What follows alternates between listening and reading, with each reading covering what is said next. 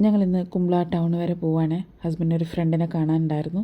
അങ്ങനെ അവരെ കാണാൻ വേണ്ടിയിട്ട് പോവായിരുന്നു. ബട്ട് അൺഫോർച്ചുനേറ്റ്ലി ഞങ്ങൾക്ക് ഇന്ന് അയാളെ കാണാൻ പറ്റിയില്ല.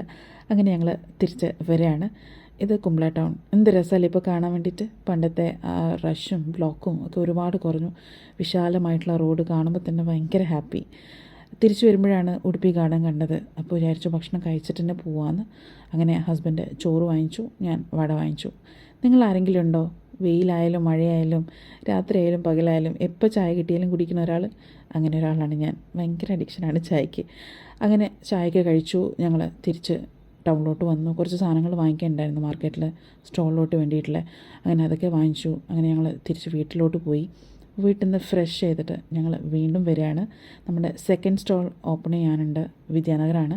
അങ്ങനെ സ്റ്റാഫിനെ കൂട്ടാൻ വേണ്ടി പോവുകയാണ്. അത് ആദ്യം വരുന്നതാണ് അഞ്ജന, രണ്ടാമത് വരുന്നതാണ് വിദ്യാനഗറിലെ സ്റ്റാളിൽ നിൽക്കുന്ന വിനയ്. ഇവർ രണ്ടുപേരും ഹസ്ബൻഡ് ആൻഡ് വൈഫാണ്.